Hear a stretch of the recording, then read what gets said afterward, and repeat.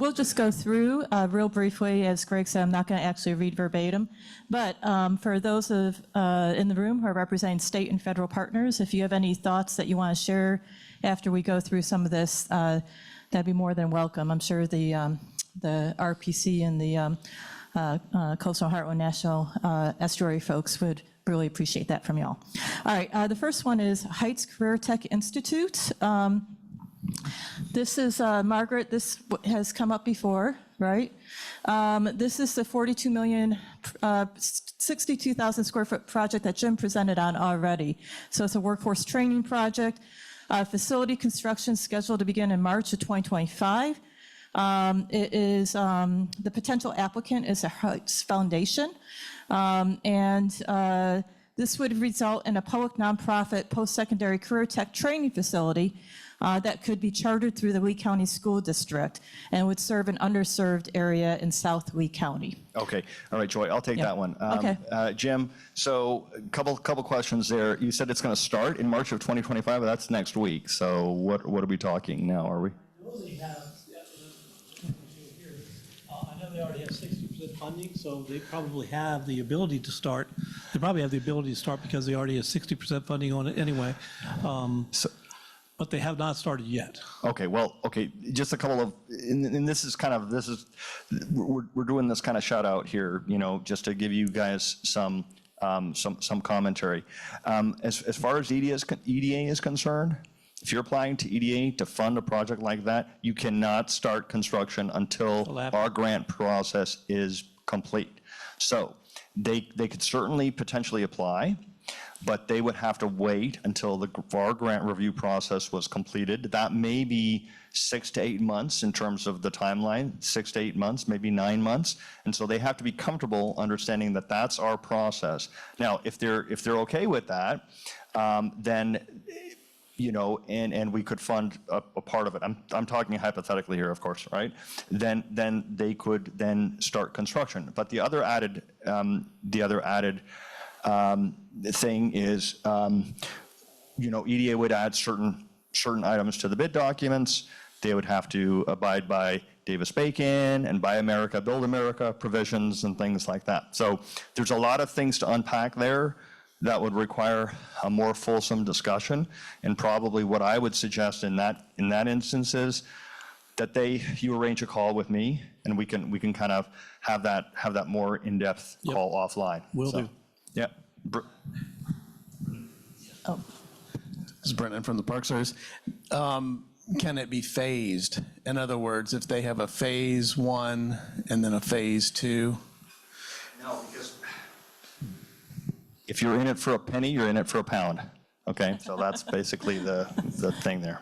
Greg, I believe this project actually came up after Ian as well. It certainly did. So we're very much aware of the project and how it can certainly impact the community. So, okay, so next project. Okay, this one's called the Sarasota Sailing Squadron Wave Fence. It's 1.3 million is the estimated cost.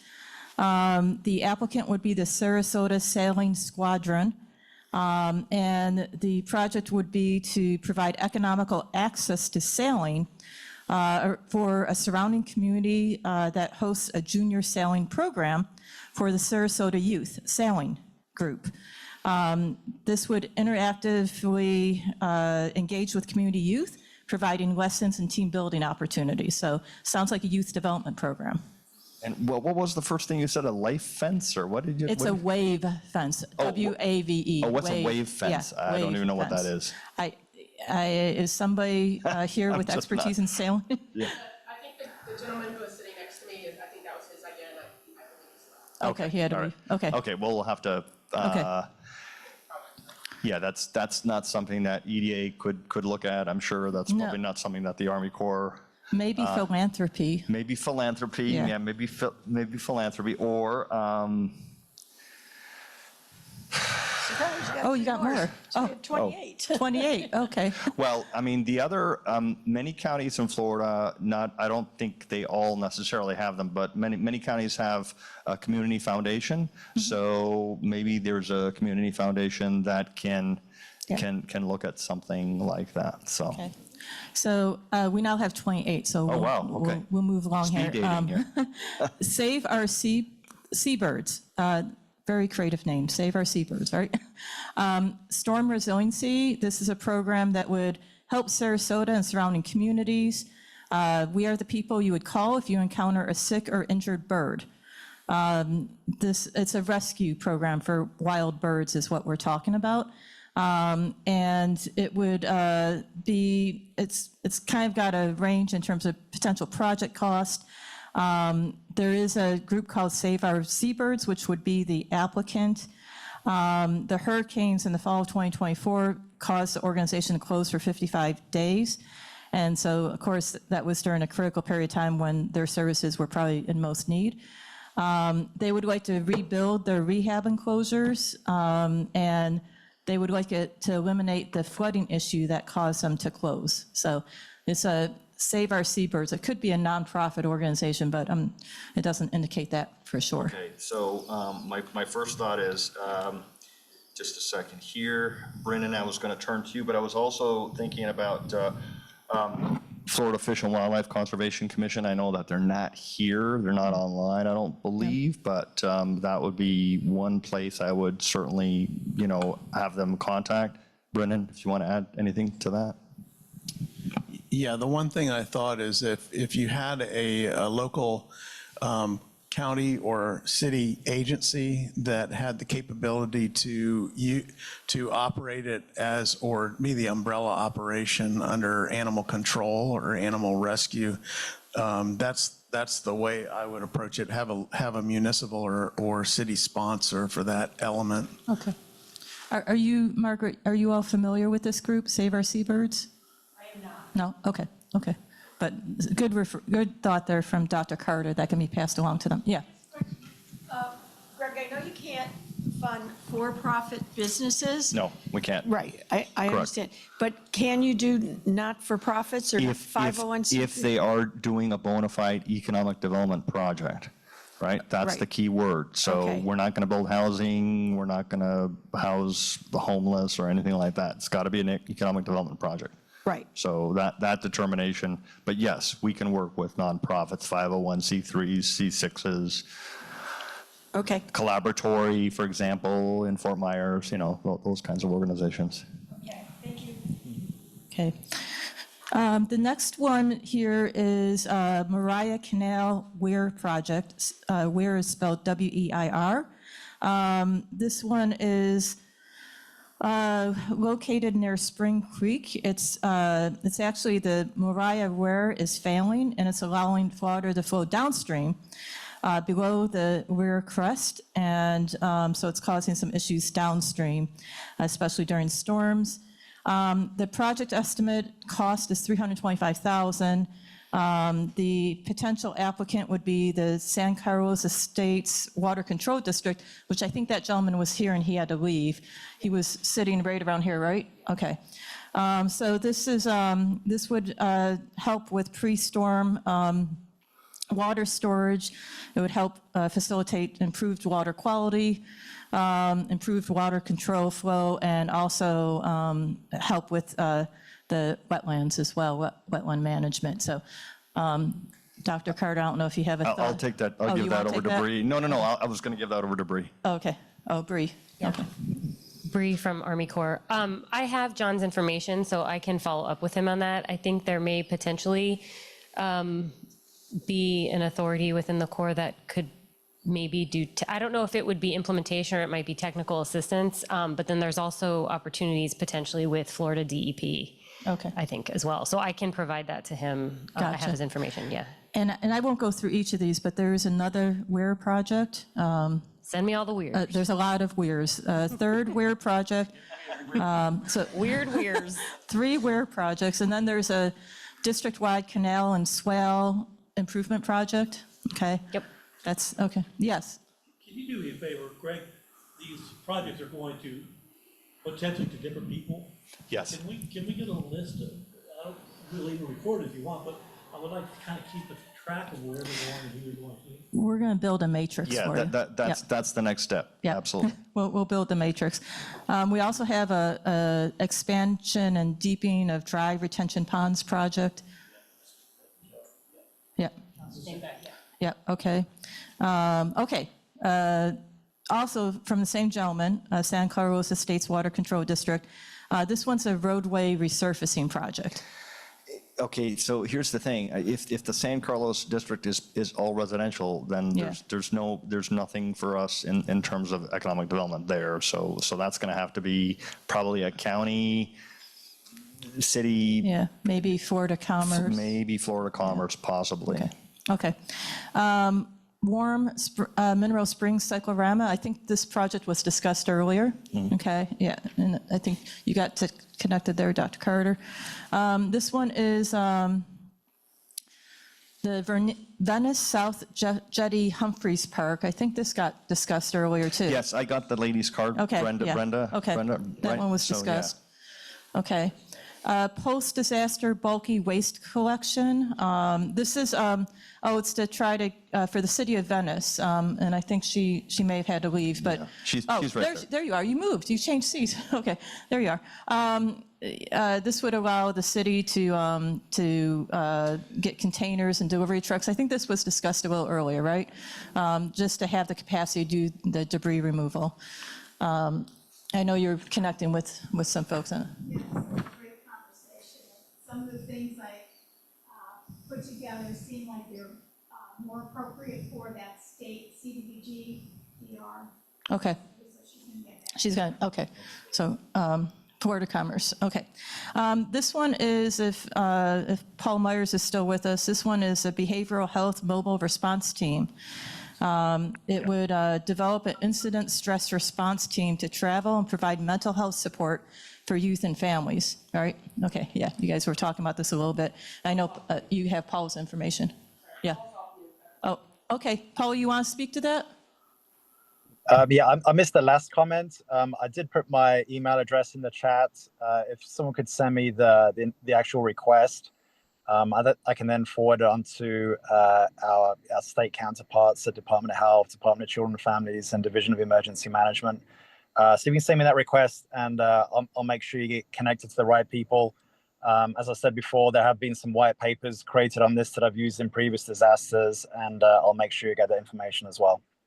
Okay, thank you, Paul. And that's to Jim's question, earlier question too. We'll make sure that this information gets shared with the pertinent agencies for follow-up. Okay, prevention workshops for families. This is an emergency, trying to help families. There's a little prevention and education for families to prepare for a disaster. So it'd be great to create a workshop or summer camps for families and children, just to teach them about emergency preparedness. And there's no budget associated with this one. This one looks like kind of more of a concept, an idea, but also Paul is really linked to long-term mental health for children and families. So we'll make sure you get this as well with the contact. Here's another mental health related one. This is pro bono mental health services. And this one would contribute to it's inspired by the LA wildfires, actually, that happened not too long ago, and it's really meant to provide pro bono therapy and support to those after a disaster, trying to connect them with supportive resources, and also to acknowledge that natural disasters or disasters can create adverse childhood experiences. That's like ACE, right? ACE.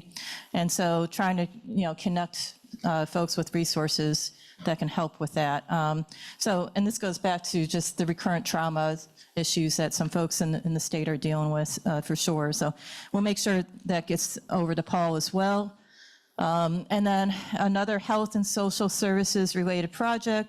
This is identifying lessons learned from the recent disaster supplemental nutrition assistance program to ensure better messaging and processes in the future. So this is very specific to DSNAP and the rollout of DSNAP. So again, we'll make sure that gets over to Paul.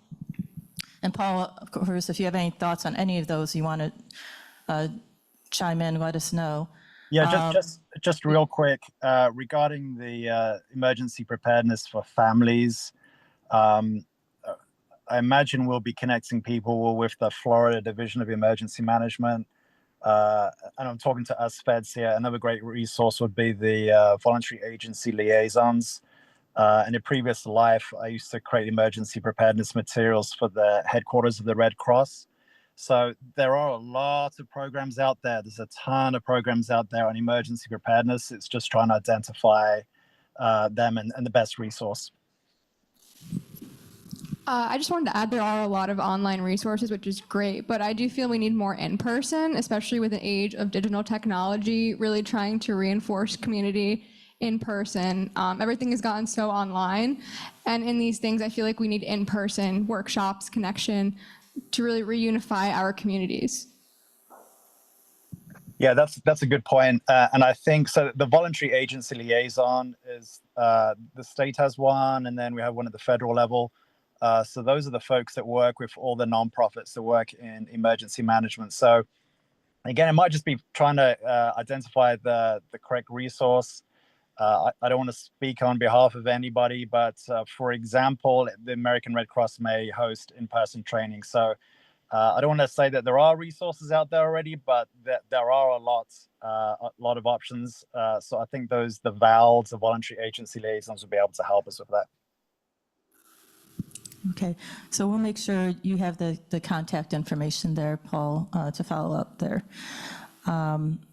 Okay, this one I think was discussed earlier. It's related to Mineral Springs again. It's the restoration of a historic facility that draws visitors, and I think that was discussed already. The next one is changes to the Stafford Act, which came up earlier in the discussion. We have Phillip Creek dredging, which is funding the support of an assessment of Sarasota County waterways and canals that require dredging due to hurricane debris and sedimentation. So this one's looking like a dredging project, actually. So Yeah, I mean, I don't know that, yeah. If you could send it my way and I could ask more questions, I don't know that it's a project that the Corps could physically dredge, but I don't know, I could look and see what we could do. okay. All right, so that's Phillips Creek, okay. Mayaca State Park water infrastructure. This is to repair water infrastructure at the Mayaca State Park. Potential applicant would be Sarasota County. So, okay.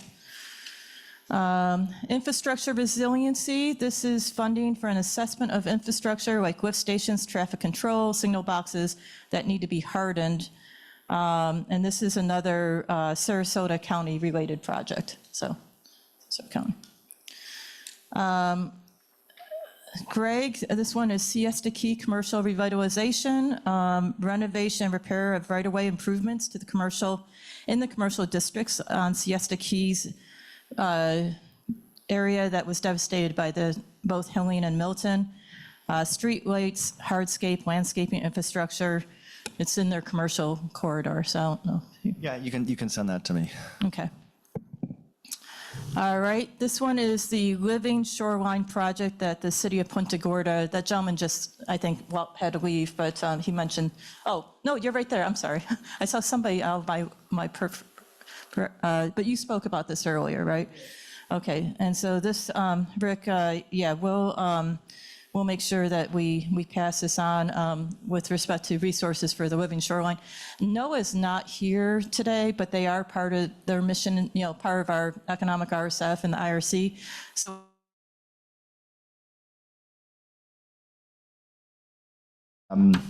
Is it something that we can look at, other agencies can look at, and it just depends on our initial review of it, Rick, okay.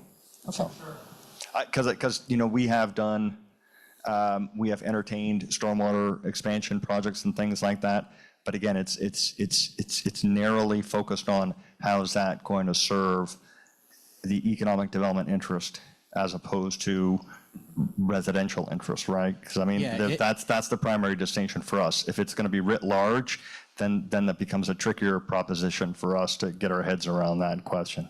It absolutely affects the service area, not just the city, because we service the airport, and there's a commercial corridor in that airport, and so it is an economic driver. Yeah, so in a case like that, so if it's a question of expanding capacity to the airport, right, like by expanding, like increasing the, putting in a new, mains or something like that to the airport, we can certainly look at that, right? So, because that's a direct connection to the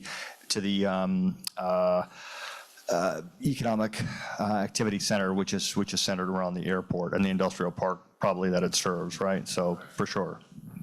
And we've done wastewater expansion projects out to airports and industrial parks and things like that. So again, think about it from the standpoint of how is it going to affect the job creation center of your community, so. Okay. All right, so it sounds like some follow-up there. Yes. Okay. The Tiger Dam project, I think you brought this up earlier too, Rick, related to the parking garage, so we'll include that in the queue here. There's a Lachley Park Marina. I apologize if I'm mispronouncing that. Lachley Park Marina. This one is to replace the entire marina. It is a public marina. So it was destroyed during Milton. 46 slips, no leases. They need mitigation for a 6 to 10 foot storm surge. So Was that Punta Gorda? Or this is still in Punta Gorda, yeah. Yeah. Well, again, I'm only saying possibly from our standpoint because I don't know what the new notice of funding opportunity will provide for. But, certainly we'll add that to the queue there. Okay. This is Venice. It's another, a different living shoreline, I believe, additional living shoreline, as well as mangrove planting. So this one is, they'd like to hire a living shoreline expert. I think this one got discussed earlier, and install living shoreline elements and plant mangroves to protect the shorelines, homes, and businesses along the area. This was discussed a little bit earlier, right? Okay. Did you have any additional comments or? No, I mean, the main thing is to engage with a combination of an engineering and sort of a bioarchitecture firm that can provide the right type of living shoreline so that it meets the purposes, the intended purposes, whether that's, you wouldn't have true flood protection, but you might be seeking like wave protection, for example, wave damage protection. And I go was ahead, gonna Bree. say, I can add too, the Army Corps has an engineer research and development center that has an engineering with nature whole section that does that kind of modeling. But I don't believe it's free of charge, so they act as like a consultant in that. So I can look into that and send you information on that. They're experts in that field. It's like a big deal. And this was City of Venice, right? Project? For both, potentially? yeah, I can provide it to both Yeah, of them. and just to let you know, our friends in the Appalachia Regional Planning Council just got funded for a living shoreline project in Franklin County, which is meant to support wave attenuation.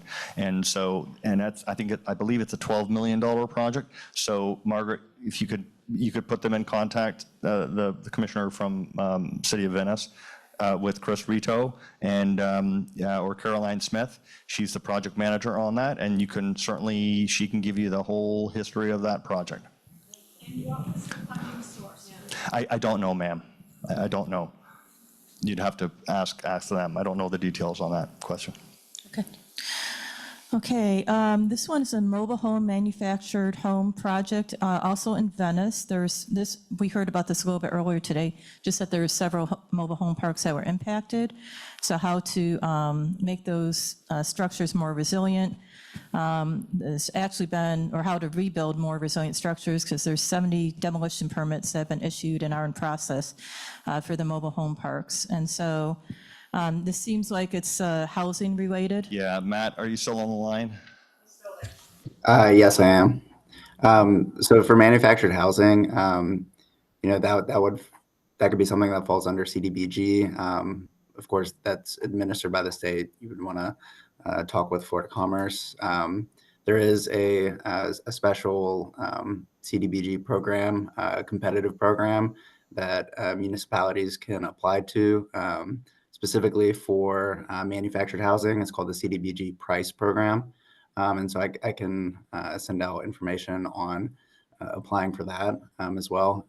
And mitigation activities are eligible within that. I've seen them do some flood mitigation stuff for some of those projects. So I can get more information to you on that. Okay, so we'll make sure that you have Matt's contact information as well, City of Venice. Okay, I think this was covered before. Oh, this one's in the, I think I actually covered this one before. This is the waste collection project and getting the delivery trucks and so forth and the containers. So that's at the moment what we have, 28 project submittals. So Wow. back to you. Yeah. What happened to the, like public stormwater drainage, Flamingo Ditch, each neighborhood? Okay. Oh, That was- yeah. So, That was attached. was it attached? Let me look at it. Yeah, sorry, I had 3 attached with a staple. You know, you did. We have more than 28.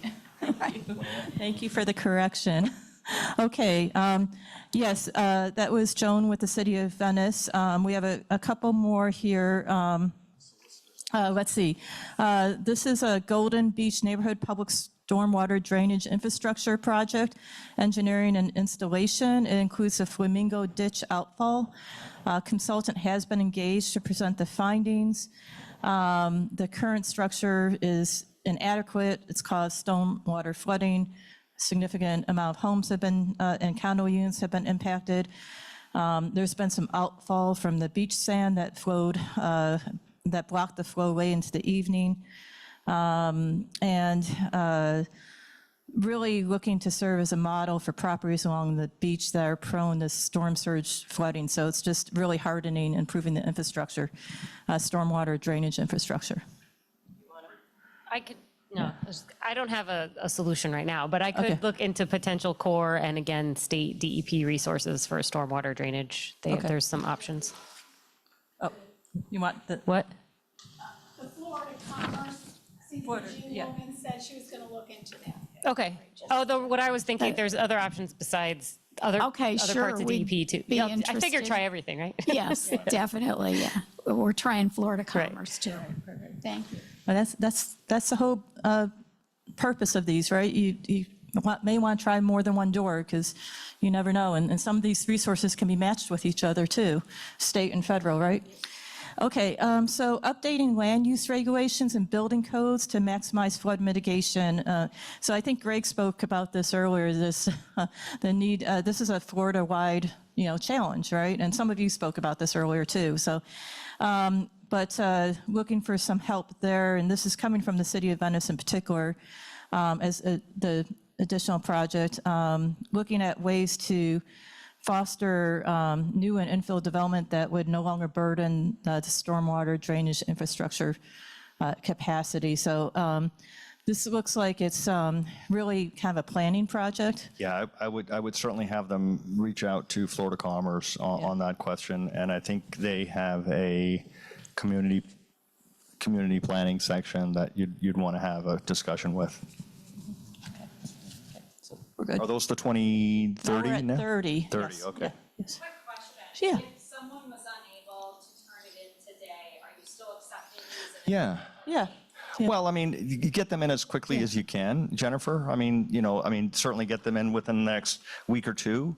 I mean, obviously, if they come in, in March, that's fine, but I mean, don't come in 6 months potentially from now. So, I mean, try to get them in because we're trying to, what our job is, we're trying to collate them, put together the master spreadsheet, and then start to drill down and go through each of them. I mean, we've got 2 other workshops, so I imagine we're going to have, we're probably going to have a couple hundred projects by the time we're done. So please advocate to get them in by, I would say, mid-March if possible. Right, and you can send them directly to Margaret and the RPC, and she'll make sure they go to Greg, right, Margaret? Exactly. She'll send them to me, and then Yeah. I'll send them out to our friends and family. Yeah, we'll make at- sure, in the- Greg will make sure the IRC Yes. gets, okay. We did actually just get a just-in-time edition. Okay. This is Business Community Resiliency Plan, comprehensive planning effort to identify the needs that local businesses have to recover and identify financial opportunities. So it's all really about helping with business continuity.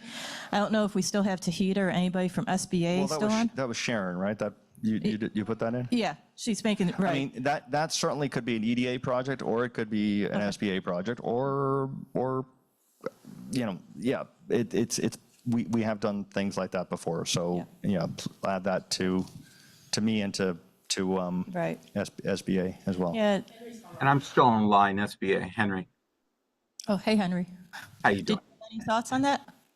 I didn't catch part of it, and you're going to hear me in and out. I'm really bad connection.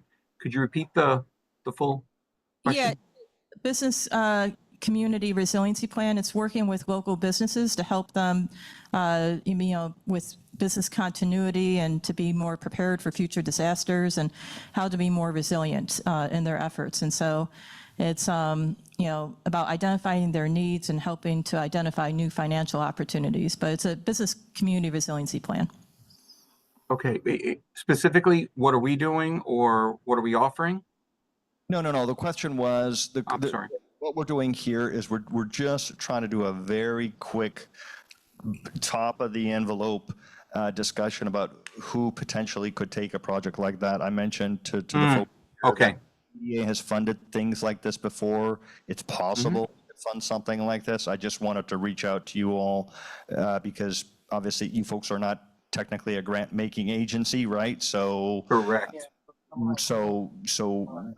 But you might be able to do it under the auspices of your CDBD partnership potentially. So I'm just throwing that out. Exactly. I would just mention to you, and it sort of ties into it a little bit, but we do, and we have been doing, I should say, for Helene and Milton and for all declarations, but specifically Helene and Milton, we're running an outreach campaign, and I have a team sitting next to me in my office, just reaching out and working with businesses. And exactly like you mentioned, we are already doing what we call our reconsideration campaign, where we do refer to SBDC and other partners for any business that have applied and that need reconsideration because they weren't approved for one reason or another, or they need some additional help, whether it's with SBDC, SCORE, or other partners that we have in Florida. Also, those that were withdrawn, their applications were withdrawn. We're already, just to let you know, we're already working with that. If we just, I just give you an idea. If we just, Milton, we've reached out to over 800 businesses and referred over 100 to SBDC after we were with them. We're actively doing that. And withdrawals, we have more than 141 businesses that we identified and have already spoken to. And we have other business analysis. So we're doing something similar already that we could incorporate it into our plan specifically for Florida. That's a possibility. I just need somebody to get in touch, and we could have a one-on-one discussion, either Tahita and myself, and we could see how we could incorporate it. But like I said, we're already working with and if I take Helene and Milton, I don't have the exact number, but we've reached out to not only for their existing loans, but also resilience portion of that. That's a big part of our mission now. So we do have some things that we're working on, and we have more coming. But we can have that one-on-one discussion and see how we can incorporate some of the resilience items that you're looking for if they're already not included in what we're doing. That'll be great, thank you. I don't know if that. No, that's perfect. Okay. Okay. Joy, does that, where are we now? 31? Is that 31? Okay, so 31, and we're all through, right? Okay, well. Okay, so this brings us to the last portion of this workshop today. I just wanted to express my thanks to to Margaret and her team at the Southwest Florida Regional Planning Council, and to Jennifer and your team at Coastal Heartland National Estuary Partnership. Thank you for helping with the co-hosting and putting the audio visual together. I want to say thank you to the Convention Center for hosting us today, and thank you, Margaret, for the food and the refreshments and all that stuff. Look, we covered a lot of ground today. I mean, I'm just counting. We had 1, 2, 3, 4, 5, 6 critical topic issues. We covered a lot of ground today. Obviously, what you heard is, while we may have some initial ideas and answers, we don't have all the answers. I don't profess, and neither of my federal or state colleagues profess to have all the answers to the questions that we talked about today. But I will assure you, we are going to dive into these projects and to circle back to you folks with meaningful comments and feedback. I mean, that's the whole point of these discussions. As I mentioned at the top of the discussion, this is the start of the conversation. It's not the end of it. We are going to be here for the foreseeable future, and we will start looking at these projects again. If these projects are your long-term recovery and resiliency initiatives that you want to put forward, and of course, send some additional projects to Margaret, and she can send those back to me. So we'll hopefully collect all of them by March 15th, the Ides of March, famous date, remember? For all you history buffs there. So it's been a great effort. I want to say thank you to our federal and state partners that are joining us in these events. It really is a privilege and an honor to hear these issues, to be here with you all, and to try to ferret out some potential solutions. This stuff is not easy. It's very hard.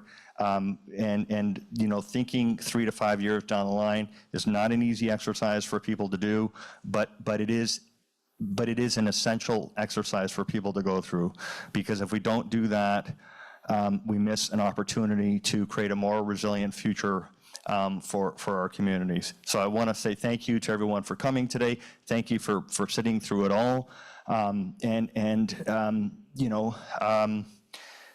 You now know who you can talk to, right? So please feel free to reach out to me or Bree or Dr. Brennan or Dr. Carter, Margaret, her group, Jennifer and her folks. We're all in this together, as someone said earlier. Yes, we do work in silos, but amazingly, we do try to talk to each other. And it may seem like that, but I do talk to my friends at HUD, and I do talk to my friends at SBA, and I do talk to my friends at SBDC, and I do talk to my friends at U.S. Army Corps of Engineers, because part of what I see as my job is, if I can't fund it at EDA, my mission is to try to give you a soft handoff to the Army Corps or to the appropriate agency that may be the better funding source. Not every project can fit, squarely into, one federal or state agency. So part of my job that I take very seriously is to reach out to Bree to say, Bree, we can't fund this project. It's not eligible. It doesn't meet our mission, but it's something that you guys can do. So we do have these discussions. Obviously, we need to have them more. But one of the reasons we bring this federal and state partner, this IRC group together, is that to engender these opportunities. And at the end of the day, look, this is all about creating a network, right? Any project you work on requires a network to build it, to plan it, to fund it. So that's the underlying message here. You've got a network here, use it and talk to it and work through it.